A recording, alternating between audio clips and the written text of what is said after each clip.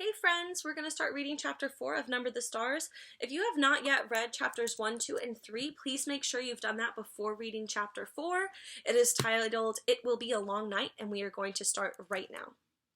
Alone in the apartment while Mama was out shopping with Kirsty, Anne-Marie and Ellen were sprawled on the living room floor, playing with paper dolls. They had cut the dolls from Mama's magazines, old ones she had saved from past years. The paper ladies had old-fashioned hairstyles and clothes, and the girls had given them names from Mama's very favorite book. Mama had told Anne-Marie and Ellen the entire story of Gone with the Wind, and the girls thought it much more interesting and romantic than the king and queen tales that Kirsty loved. "Come, Melanie," Anne-Marie said, walking her doll across the edge of the rug. "Let's dress for the ball." "All right, Scarlet, I'm coming," Ellen replied in a sophisticated voice. She was a talented performer. She often played the leading roles in school dramatics. Games of the imagination were always fun when Ellen played. The door opened and Kirsty stomped in, her face tear-stained and glowering. Mama followed her with an exasperated look and set a package down on the table. "I won't," Kirsty sputtered. "I won't ever wear them. Not if you chain me in prison and beat me with sticks." Anne-Marie giggled and looked questioningly at her mother. Mrs. Johansen sighed. "I bought Kirsty some new shoes," she explained. "She's outgrown her old ones." "Goodness, Kirsty," Ellen said. "I wish my mother would get me some new shoes. I love new things, and it's so hard to find them in the stores." "Not if you go to a fish store," Kirsty bellowed. "But most mothers wouldn't make their daughters wear ugly fish shoes." "Kirsten," Mama said soothingly, "you know it wasn't a fish store, and we were lucky to find shoes at all." Kirsty sniffed. "Show them," she commanded. "Show Anne-Marie and Ellen how ugly they are." Mama opened the package and took out a pair of little girl shoes. She held them up, and Kirsty looked away in disgust. "You know there's no leather anymore," Mama explained, "but they found a way to make shoes out of fish skin. I don't think these are too ugly." Anne-Marie and Ellen looked at the fish skin shoes. Anne-Marie took one in her hand and examined it. It was odd looking. The fish scales were visible, but it was a shoe, and her sister needed shoes.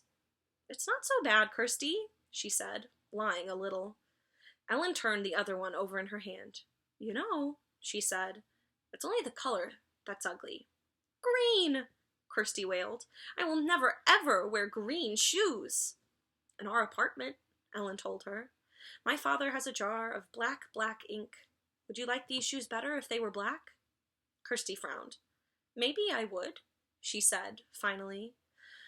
"Well then," Ellen told her, "tonight, if your mama doesn't mind, I'll take the shoes home and ask my father to make them black for you, with his ink." Mama laughed.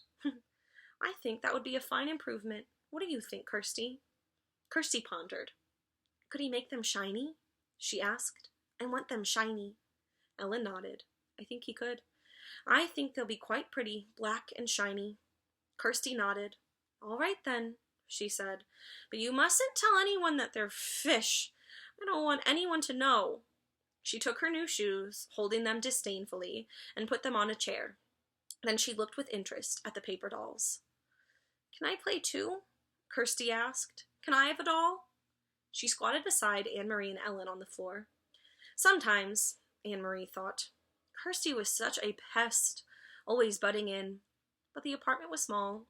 There was no other place for Kirsty to play. And if they told her to go away, Mama would scold. "Here," Anne-Marie said, and handed her sister a cut-out little girl doll. "We're playing Gone with the Wind.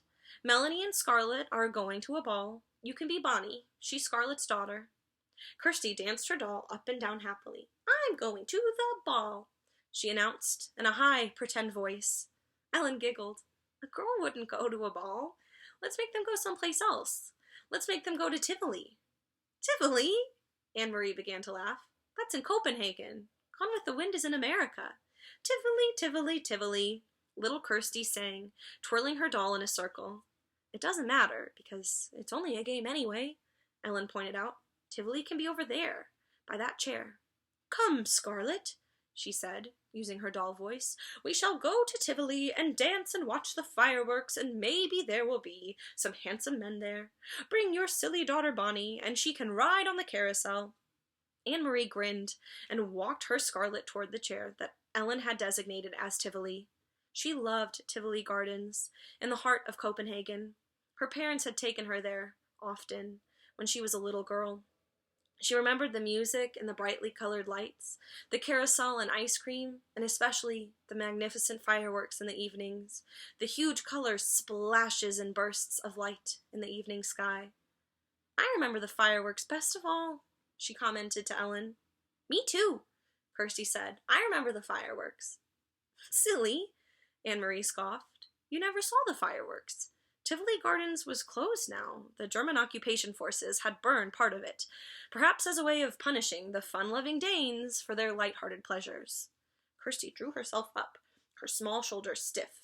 "I did too," she said belligerently. "It was my birthday. I woke up in the night and I could hear the booms, and there were lights in the sky, and Mama said it was fireworks for my birthday." Then Anne-Marie remembered. Kirsty's birthday was late in August, and that night, only a month before, she too had been awakened and frightened by the sound of explosions. Kirsty was right. The sky in the southeast had been ablaze, and Mama had comforted her by calling it a birthday celebration. "Imagine such fireworks for a little girl 5 years old," Mama had said, sitting on their bed, holding the dark curtain aside to look through the window at the lightened sky.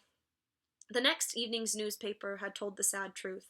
The Danes had destroyed their own naval fleet, blowing up the vessels one by one as the Germans approached to take over the ships for their own use. I'm going to pause really quickly there. So what happened was the Danish people, blew up their naval fleet, their boats, because they didn't want the Nazis to be able to take them and use them. So before the Nazis completely came in, they blew up all their ships so that the Nazis wouldn't be able to use them. We're back on How Sad on page 32. "How sad the king must be," Anne-Marie had heard Mama say to Papa when they read the news. "How proud," Papa had replied. It had made Anne-Marie feel sad and proud too, to picture the tall, aging king, perhaps with tears in his blue eyes, as he looked at the remains of his small navy, which now lay submerged and broken in the harbor. "I don't want to play any more, Ellen," she said suddenly, and put her paper doll on the table. "I have to go home anyway," Ellen said. "I have to help Mama with house cleaning. Thursday is our New Year. Did you know that?" "Why is it yours?" asked Kirsty. "Isn't it our New Year too?" "No, it's the Jewish New Year. That's just for us. But if you want, Kirsty, you can come that night and watch Mama light the candles." Anne-Marie and Kirsty had often been invited to watch Mrs. Rosen light the Sabbath candles on Friday evenings. She covered her head with a cloth and said a special prayer in Hebrew as she did so. Hebrew is a language that Jewish people read and speak in. Anne-Marie always stood very quietly, awed to watch. Even Kirsty, usually such a chatterbox, was always still at that time.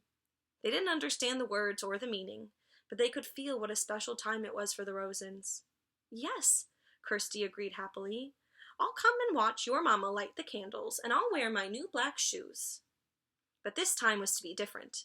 Leaving for school on Thursday with her sister, Anne-Marie saw the Rosens walking to the synagogue. A synagogue is where Jewish people go to pray and worship, so kind of like a church. Early in the morning, dressed in their best clothes. She waved to Ellen, who waved happily back. "Lucky Ellen," Anne-Marie said to Kirsty. "She doesn't have to go to school today." "But she probably has to sit very, very still, like we do in church," Kirsty pointed out. "That's no fun." That afternoon, Mrs. Rosen knocked at their door, but didn't come inside. Instead, she spoke for a long time in a hurried, tense voice to Anne-Marie's mother in the hall. When Mama returned, her face was worried, but her voice was cheerful. "Girls," she said, "we have a nice surprise. Tonight Ellen will be coming to stay overnight and be our guest for a few days. It isn't often we have a visitor." Kirsty clapped her hands in delight. "But Mama," Anne-Marie said in dismay, "it's their New Year. They were going to have a celebration at home. Ellen told me that her mother managed to get a chicken someplace and she was going to roast it. Their first roast chicken in a year or more." "Their plans have changed," Mama said briskly. "Mr. and Mrs. Rosen have been called away to visit some relatives, so Ellen will stay with us. Now let's get busy and put clean sheets on your bed." Kirsty, you may sleep with Mama and Papa tonight, and we'll let the big girls giggle together by themselves. Kirsty pouted, and it was clear that she was about to argue. Mama will tell you a special story tonight, her mother said. One just for you. About a king? Kirsty asked dubiously. About a king if you wish, Mama replied. All right then, but there must be a queen too, Kirsty said. Though Mrs. Rosen had sent her chicken to the Johansens, and Mama made a lovely dinner large enough for second helpings all around, it was not an evening of laughter and talk. Ellen was silent at dinner. She looked frightened. Mama and Papa tried to speak cheerful things, but it was clear that they were worried, and it only made Anne-Marie worry too. Only Kirsty was unaware of the quiet tension in the room. Swinging her feet in her newly blackened and shiny shoes, she chattered and giggled during dinner. Early bedtime tonight, little one, Mama announced after the dishes were washed. We need extra time for the long story I promised about the king and queen. She disappeared with Kirsty into the bedroom. What's happening? Anne-Marie asked when she and Ellen were alone with Papa in the living room. Something's wrong. What is it? Papa's face was troubled. I wish that I could protect you children from this knowledge, he said quietly. Ellen, you already know. Now we must tell Anne-Marie. He turned to her and stroked her hair with his gentle hand. This morning, at the synagogue, the rabbi told his congregation that the Nazis have taken the synagogue lists of all the Jews, where they live, what their names are. Of course, the Rosens were on that list, along with many others. Why? Why did they want those names? They plan to arrest all the Danish Jews. They plan to take them away. And we have been told that they may come tonight. I don't understand. Take them where? Her father shook his head. We don't know where, and we don't really know why. They call it relocation. We don't even know what that means. We only know that it is wrong and it is dangerous and we must help. Anne-Marie was stunned. She looked at Ellen and saw that her best friend was crying silently. Where are Ellen's parents? We must help them too. We couldn't take all three of them. If the Germans came to search our apartment, it would be clear that the Rosens were here. One person we can hide, not three. So Peter has helped Ellen's parents to go elsewhere. We don't know where. Ellen doesn't know either, but they are safe. Ellen sobbed aloud and put her face in her hands. Papa put his arm around her. They are safe, Ellen, I promise you that. You will see them again quite soon. Can you try hard to believe my promise? Ellen hesitated, nodded, and wiped her eyes with her hand. But Papa, Anne-Marie said, looking around the small apartment with its few pieces of furniture, a fat stuffed sofa, the table and chairs, the small bookcase against the wall. You said that we would hide her. How can we do that? Where can she hide? Papa smiled. That part is easy. It will be as your mama said. You two will sleep together in your bed, and you may giggle and talk and tell secrets to each other. And if anyone comes... Ellen interrupted him. Who might come? Will it be soldiers, like the ones on the corners? Anne-Marie remembered how terrified Ellen had looked the day when the soldiers had questioned them on the corner. I really don't think anyone will, but it never hurts to be prepared. If anyone should come, even soldiers, you two will be sisters. You are together so much, it will be easy for you to pretend that you are sisters. He rose and walked to the window.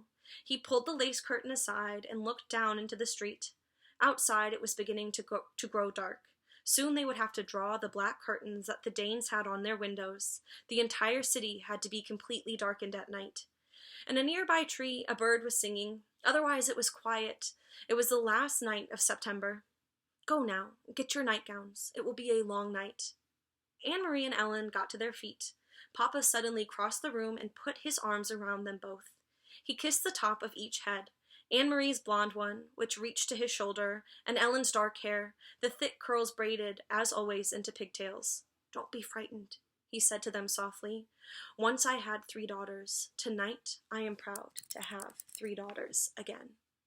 So that's the end of our chapter. I'm going to have us answer a quick question. However, your teachers are going to have you submit them. So, the Johansen family is preparing for a long night while Ellen is going to hide as their third daughter in case the German officials come looking for the Rosen family. So the question you're answering is, why do you think the Johansen family is willing to take Ellen in and protect her even though they could get in trouble as well? Thank you.